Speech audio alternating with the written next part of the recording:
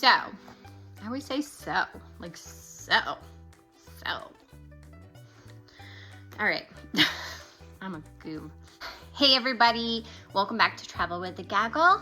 And today I am going to give you the update I promised regarding me and participating in the Orangetheory Transformation Challenge. So I've separated my update into 3 different categories. My first one I'm going to talk about is how I'm seeing things change in regards to fitness itself and the act of going and doing these workouts. Second, I'm going to talk about my lifestyle and my feelings and things like that. And then lastly, I'm going to give you a numbers breakdown. So if that is something you're interested in learning about, keep on watching. All right, so the first thing that I've noticed is that I have lower beats per minute as far as my heart rate goes. I wear a Fitbit almost 24/7. I like to track my heart rate because family stuff. A huge goal of mine is to be around for as long as I can. When you're the parent of a special needs kiddo, I think in the back of your mind, you're always wondering how long you're going to be around to take care of them. And my goal is to live forever. But I have seen a decrease in my beats per minute, which means my heart is working more efficiently. So, yay for that. I know it doesn't sound super exciting, but it's probably the best thing out of everything so far, even though it sounds super lame. Editing Elise here. So the reason I put this beats per minute section in the fitness area of this video is actually because of when I am on the treadmill or doing cardio. What I'm actually seeing is my heart rate is able to drop back from the red or orange zone into the green zone way faster. So I'm actually getting like a better recovery when I work out. I didn't really explain that super well. My next transformation that I have seen so far, I'm calling it my Ging transformation. And so what I mean by that is I am running / jogging faster and longer. So when I started Orangetheory back in the end of October, beginning of November of last year, and it's the end of February now, I was probably maintaining a 4.3 mile per hour pace on the treadmill for about a minute, and then I would just exhaust out. And I remember at the beginning of January, so right before the Transformation Challenge started, I said something to the head coach because I was just feeling very upset with myself. I felt like I couldn't maintain any sort of a base, and she really put a plan in place for me that made sense in my brain.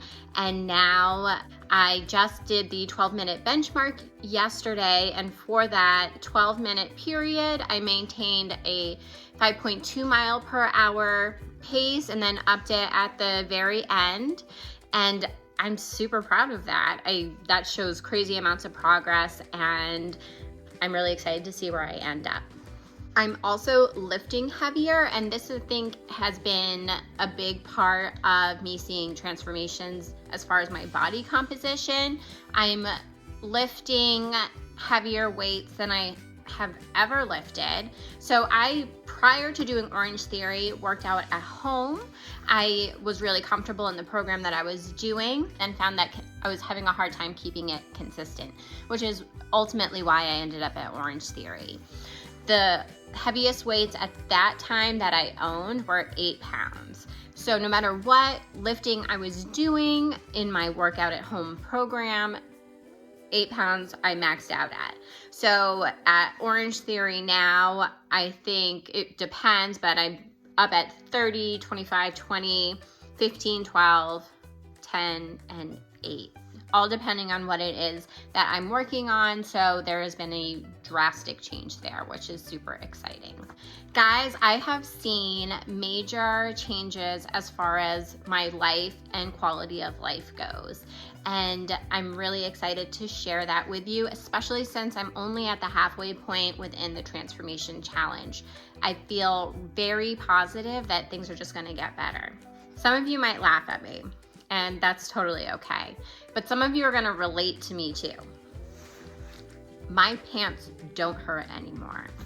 So back in July, I kind of had a body breakdown at that point. I hadn't realized how much weight I had gained over the course of the beginning of 2019 until I had a moment in July where it was like 100 degrees. I had no pants or shorts or dresses that I could wear without physically hurting. And that stuck with me even while doing my home program until recently.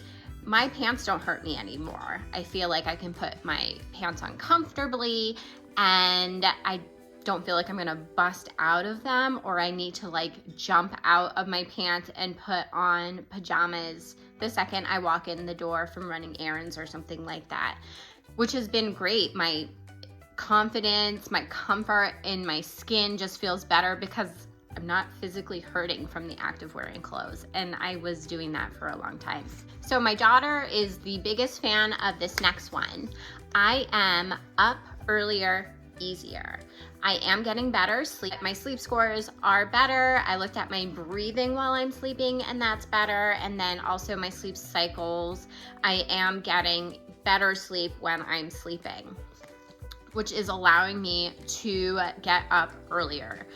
And that's been really nice because I'm making more healthful breakfast for my kids. I actually am sending them to school with healthy lunches every day instead of ordering from the cafeteria. And I just feel like those small acts make me just feel so much more accomplished as a mom. I'm there for my kids in the morning in a way that I wasn't before. I'm not kind of saying, here's your toast, or Kara, go find some cereal, and just feeling lethargic and icky. I'm still tired. I mean, it's still the morning and I'd still rather be sleeping. So maybe that will improve even more. I'm not really sure, but my mornings are better and it makes me feel like a better mom. So guys, I am a longtime back and neck pain sufferer. I don't know if that's an actual word, but I'm gonna use it. I would even just say my upper back, but it's like the whole bit. And when I say pain, there are times that I've been laid up for days. I've had some issues with my shoulder in the past that have actually required me to have some pretty intense interventions. And my back and my neck, they don't hurt anymore. That was a really weird thing, and to think this is a part of it, because I always just assumed this was a hereditary thing, and I'm starting to question if that is the case. So I don't really know. It really could still re-pop up, and I'm just having a really good time right now. But I'm doing things that I didn't think I'd be able to do because of my back and my neck, like the lifting and things like that. And I'm not waking up in pain. I'm not going to sleep in pain. I'm not taking ibuprofen every 4 to 6 hours, which sometimes that was the case. I just feel good. I do remember also, and I want to mention that when I first started at Orangetheory, I remember asking one of the coaches after doing inclines a few times, and I let her know, I'm like, listen, my back is killing me. I think I might be running wrong. Like, I don't know, I'm almost 40 years old and now I'm questioning if I know how to run or jog or whatever. And she had said that may really actually be coming from having a lack of core strength, and I should see that get better. And I feel so bad saying this now, but I thought, like, there's no way she's right about this. I'm pretty sure she was. So sorry for not believing you, Nancy. Yeah, it was totally my core strength. That has gotten a ton better. My back's not hurting after doing any sort of jogging, running, walking, inclines, all of it. I am just feeling so much better. and I'm not constantly taking ibuprofen to chase the way I'm feeling, because I just feel good.